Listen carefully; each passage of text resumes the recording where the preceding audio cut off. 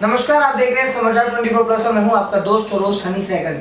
आज एक ऐसी संस्था के बारे में बात करेंगे जो कि नॉन गवर्नमेंट एनजीओ एसोसिएशन है और साथ ही साथ अगर मैं बात करूं तो पिछले 1 वर्ष से ये संस्था सपन धवन जी के द्वारा चलाई जा रही है, seed boy social welfare foundation. जी हाँ, ये एक ऐसी संस्था है जो कि नॉन प्रॉफिट ऑर्गेनाइजेशन है और किसी भी प्रॉफिट को ना ध्यान में रखते हुए ये संस्था सपन जी के द्वारा पिछले 1 वर्ष से लगातार कड़ी मेहनत और कड़ी प्रयासों के कारण ये संस्था चलाई जा रही है।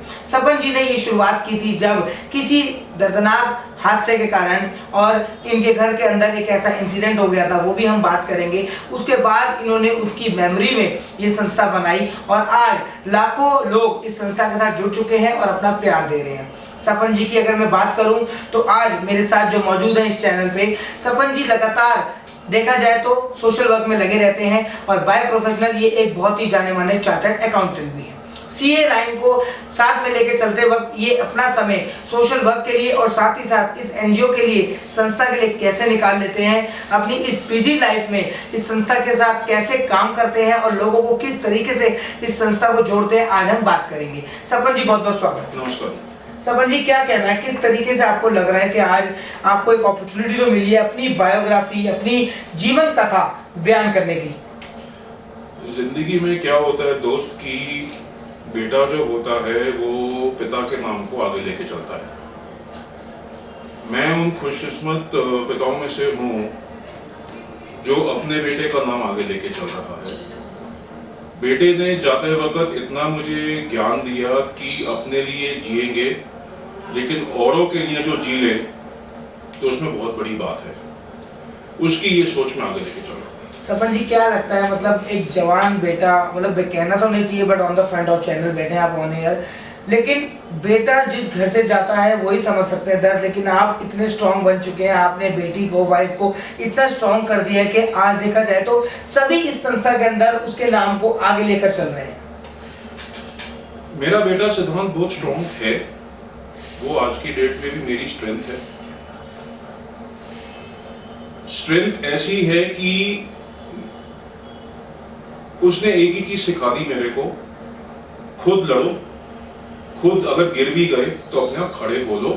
आपका साथ कोई नहीं देगा, सिर्फ अपने 1-2 जो परिवार के जने होते हैं इमीडिएट, और कोई आपके साथ खड़े नहीं होता है। वो स्ट्रेंथ है। बाकी सब लोग जो हैं वो दूर से तमाशा देखेंगे, नीचे गिराएंगे, लेकिन जो स्ट्रेंथ मेरे को मेरा बेटा दे गया उसने आज तक मुझे खड़ा किया हुआ है। और उसी की ये सोच कि मुझे कैंसर पेशेंट्स को आगे लेके जाना है, उसी की ये सोच कि मेरे को गरीबों के घर में खुशियां लेके आनी है, उसी की ये सोच कि जो अपने बच्चों को पढ़ा नहीं सकते उनको पढ़ाना है, उसी की ये सोच कि खुद तो बाद में खाएंगे पहले सबको खिलाएंगे। यही 4 मोटिव से seed boy social welfare foundation की नींव रखी गई। सर, नाम ये सीड बॉय कैसे सोचा, क्योंकि बहुत लोग ये समझ नहीं पाएंगे कि what is a seed boy. मेरे बेटे का नाम सिद्धांत है और बहुत प्यार से मैं उसको सीड बॉय बुलाता था और उसको बहुत अच्छा लगता था, और इसीलिए मैंने इस फाउंडेशन का नाम seed boy social welfare foundation रखा। सर, फाउंडेशन बनाने का मेन मोटिव क्या था? क्योंकि मैं बात करूं अगर दिल्ली एनसीआर में या आउट ऑफ इंडिया की मैं बात करूं, बहुत सारे फंडिंग्स होती हैं, सीएसआर फंड होता है, कमर्शियल फंडिंग अलग होती है, ब्रांडिंग फंड अलग आता है, एक्सपर्ट्स और कॉर्पोरेट फंड अलग आता है। तो बहुत लोगों के माइंड में यही होता है कि हम एक छोटा सा एनजीओ बना लें और उसको उसमें फंड्स लें, थोड़ा डिस्ट्रीब्यूट करें, बाकी अपना घर चलाएं। लेकिन जब आपकी हमने जीवन शैली देखी है और हमने गूगल पे जितना सर्च किया है कि this is a non profit organisation without any funding, so इस चीज़ को ध्यान में रखते हुए कि आपको क्या लगता है कि किस चीज़ को आपने ये कैसे रखा और संस्था आपने बनाई कब और किस मोटिव से बनाई है? देखो जी, संस्था तो बनी ये पिछले साल सितंबर में, आज उसको पूरा साल हो रहा है। लेकिन उससे पहले मैंने अपने बेटे की जब 2 किताबें लिखी ना, जो कि पीएमओ तक गई हैं, जिसमें मैंने पहली किताब मैंने लिखी एंड ही वॉक्स अगेन, तो जाते हुए उनको ऐसी प्रॉब्लम हुई थी कि वो चल नहीं पाते थे। लेकिन उसके बाद जो उन्होंने मुझे चलना सिखाया है आज तक, एक चीज बड़ी क्लियर कहते थे कि पापा अपनी मेहनत की कमाना और कुछ मत करना। तो इस फाउंडेशन में जो भी डोनेशंस का हमने जिम्मा लिया है वो 100% डोनेशंस किसी ना किसी चैरिटेबल रूप में, चाहे हम मेडिकल यूज़ में उसको लेके आ रहे हैं, चाहे हम उसको हॉस्पिटलाइजेशन यूज़ में लेके आ रहे हैं, चाहे हम उसको हम बच्चों को पढ़ाने के यूज़ में लेके आ रहे हैं, चाहे हम ठंड के महीने में हम कपड़े बांटने के यूज़ में, ब्लैंकेट्स बांटने के यूज़ में ला रहे हैं, या हम लंगर डिस्ट्रीब्यूट कर रहे हैं या राशन डिस्ट्रीब्यूट कर रहे हैं, 100% of the money which is received in it is spent with in 48 hours. हम इसमें से 1 रुपया भी, जिसको आप प्रॉफिट तो छोड़ो, बहुत दूर की बात है, किसी भी और खर्चे के लिए यूज नहीं कर रहे। और हर एक जो जना इसमें डोनेट कर रहा है within 48 hours to 72 hours उसको ATG सर्टिफिकेट इशू हो जाता है। उसने अगर डायरेक्टली कहीं पे कंट्रीब्यूट करना है किसी प्रोजेक्ट के लिए, किसी काम के लिए, दे आर मोस्ट वेलकम। उन्होंने हमारे थ्रू रन डाउन करना है, दे आर मोस्ट वेलकम।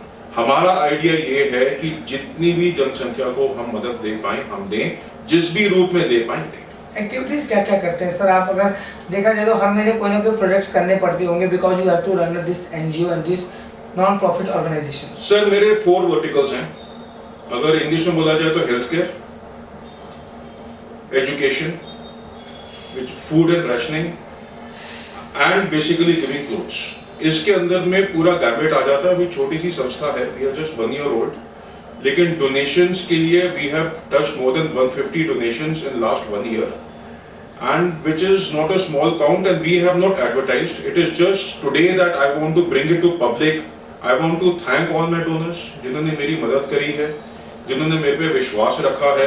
और मैं ये भी बोलूँगा कि ये विश्वास मैं और मेरी मिसेज जो जने हम कर रहे हैं इस समय, my daughter is still study, she is doing law, हम 3 जनों का इसके अंदर में कंट्रीब्यूशन है full heartedly and there is no external support which we want and which we are asking for also. जो डोनेशंस आती हैं वो डोनेशंस पूरी तरह से चैरिटी में काम में आती हैं। जैसे तो कोविड-19 आया और इसके देखा जाए तो कोविड से फर्स्ट वेव, सेकंड वेव तो और भी ज़्यादा खतरनाक थी, लेकिन कोविड के अंदर बहुत सी संस्थाओं ने अपना बढ़ चढ़ के योगदान दिया। मैं आपसे जानना चाहता हूँ, इस ऑर्गेनाइजेशन के थ्रू आपने कोविड में लोगों की क्या सपोर्ट करी? सर जब मदद करने के लिए बाहर निकलते हैं तो रास्ते अपने आप निकलते हैं। इसमें मैं एक सज्जन का नाम जरूर लूंगा, सब इंस्पेक्टर मिस्टर कुलदीप हैं। ये हैं न्यू फ्रेंड्स कॉलोनी जो माता मंदिर है उसके सामने इनकी चौकी है। मेरे को उन्होंने अपने एम्बिट में with in the rules and regulations इतनी उन्होंने मेरे को सपोर्ट करी कि हम उनके पास में पैक्ड राशन लेके जाते थे nearly every day through out Covid. मैं और मेरी टीम जाती थी और हम वहाँ पे लंगर डिस्ट्रीब्यूट करते थे। वो सब इंस्पेक्टर होते, मैं और मेरी टीम, हम ठेलों के ऊपर वहाँ पे हम लंगर लगाते थे और पैक्ड लंगर हम डिस्ट्रीब्यूट करते थे। मतलब वो पूरे कोविड में मैं ये नहीं बोल सकता कि we used to do every day, बहुत रेगुलरली। अगर एवरी डे नहीं होता था तो ऑल्टरनेटिव्स होता था। और वहाँ पे सर लाइंस हम लगने नहीं देते थे, पर वहाँ बहुत आशीर्वाद मिला सर। बहुत सारी एसोसिएशन और ऑर्गेनाइजेशंस के साथ आप एसोसिएटेड हैं, जैसे अर्थ सेवियर की मैं बात करूँ, बहुत ही जाना माना NGO है। मैं मैनकाइंड की बात करूँ, बहुत जानी मानी कंपनी है। बहुत जाने माने लोगों के साथ आपका एसोसिएशन हो रखा है जो आपके हमेशा हेल्पफुल हैंड्स रहते हैं। आपके द्वारा किस तरीके से इन लोगों के साथ काम करके लोगों की नीड के लिए काम किया जाता है? सर अर्थ सेवियर्स में तो पहले रवि जी के साथ में हमने लंगर का बहुत सपोर्ट दिया था कोविड 1 में, कोविड 2 में। अब जस के साथ में whether it is medicine, whether it is ration, langar बहुत हम सपोर्ट कर रहे हैं। बलराम जी के साथ में हम लोकल विलेजेस में जो फरीदाबाद गुड़गांव बेल्ट है वहाँ पे हमने कुछ फैमिलीज अडॉप्ट करी हैं, वहाँ पे हम राशन सप्लाई कर रहे हैं ऑन मंथली बेसिस। तो ये सब वहाँ पे चल रहा है। No as far as mankind is concerned, we were able to meet them through a very close family friend, so they sent us some medicines जो हमने लिस्ट अर्थ सेवियर से ली थी। और अर्थ सेवियर से ही जैसे ही हमारे को मैनकाइंड से हमें मेडिसिन के कार्टन्स आए, उनसे और काफ़ी सपोर्ट हजूरीलाल ज्वेलर से मिली। ऐसे ही कुछ काफ़ी नामचीन लोग हमारे साथ जुड़ते चले जा रहे हैं थ्रू वर्ड ऑफ माउथ। तो वो फिर हमने आगे एज इट इज हमने अर्थ सेवियर्स को भेजी। उनके ट्रक्स की सपोर्ट बहुत अच्छी होती है, उनको हम कपड़े काफ़ी भेजते हैं और जो काफ़ी हद तक कई बार इलेक्ट्रॉनिक्स जिसके काम में नहीं आते वो भी हम वहाँ पे भेज देते हैं। So basic idea is to support such people जितने भी हम कर सकते हैं। सर एक चीज़ और, मैंने जो आपकी जानकारी जब हम रिसर्च कर रही थी हमारी टीम समाचार 24+ की, क्या फोटो में बिलीव नहीं करते, जबकि अगर मैं बाकी संस्थाओं की बात करूं, मैं नाम किसी का नहीं लेना चाहूँगा, कि कोई भी संस्था अगर कुछ भी चीज डोनेट कर रही है तो वो एक फोटो क्लिक करके फटाफट सोशल मीडिया पे डाल देने कि वी हैव डोनेट दिस और दिस अमाउंट ऑफ समथिंग और दिस पर्टिकुलर थिंग, बट आपका ये नहीं देखा है, जबकि आप बैकएंड पे इतना काम आपने हमें बता दिया कि आप लोग करते हैं, लेकिन फ्रंट नहीं दिखता। सर फ्रंट में नहीं आना चाहते, हमारे को काफ़ी लोगों ने बोला, मैं नाम नहीं दूंगा, कुछ ने फैसिलिटेट करने की बात भी करी। फ्रंट पे जितना ना आ जाए उतना काम ज़्यादा बेहतर होता है सर। ऐसा क्यों? सर जिसकी अगर आपने हेल्प कर दी और उसको आपने पब्लिकाइज कर दिया और उसको ये बता दिया कि भाई मैंने तेरी हेल्प करी, वो हेल्प नहीं होती सर, वो बिजनेस होता है। आगे क्या क्या प्रोजेक्ट्स हैं सर आपके पास, किस तरीके सर मैं यही 4 प्रोजेक्ट्स अगर मैं पूरे कर पाऊँ आने वाले सालों में, तो मेरे ख्याल से मेरे लिए यही बहुत होगा। जिस तरीके से सर ये मेक इन इंडिया चल रहा है और हम लोग अभी इतना बड़ा G20 हुआ सबने देखा, तो किस तरीके से हम इंडिया के जो लोगों की पॉपुलेशन दिखाना चाह रहे हैं, बढ़िया बढ़िया फर्निश्ड रोड दिखाना चाह रहे हैं, लेकिन जब आप जैसी संस्थाओं वाले रात में कंबल वितरण करते हैं, जब रैन बसेरों में जाते हैं, उनको फूड देते हैं, तो क्या लगता है सर अभी भी इंडिया में ऐसे स्टेज के लोग हैं, ऐसे लोग पीपल्स अवेलेबल हैं जो वाकई में ही 2 पन का खाना भी नहीं खा पा रहे? सर सिक्के के 2 पहलू हैं, लेकिन दोनों पहलू साथ में चलते हैं, वो साथ में चलते ही रहेंगे। This is not only in India, I think ये सब जगह पे।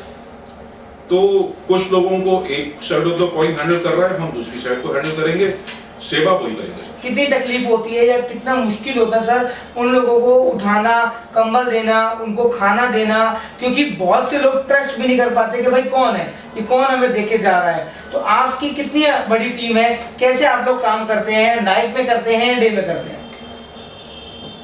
सर सैलरी बेस्ड टीम तो मेरी इस ऑर्गेनाइजेशन में 0 है, लेकिन कुछ सपोर्ट फंक्शंस हैं हमारे जो कि सेवा भाव से साथ में लग जाते हैं रात को भी, जिसको बोलते हैं रिडेक्शन।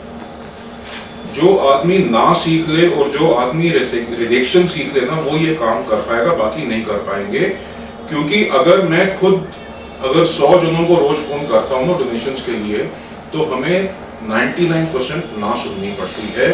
99% के अंदर हंसी भी होती है, 99 में रिजेक्शंस भी होती है और अगली बारी फोन भी नहीं उठते और उस पर काफी क्लोज जने भी होते हैं। तो इसके साथ हमको रोज लड़ना पड़ता है, लेकिन जो एम है सेवा करना बहुत बड़ा, ये रिजेक्शन चलना बहुत छोटा काम है। क्या कहना चाहेंगे सर व्यूअर्स को जो आप देख रहे हैं एनजीओ से, और आपसे कैसे जुड़ सके?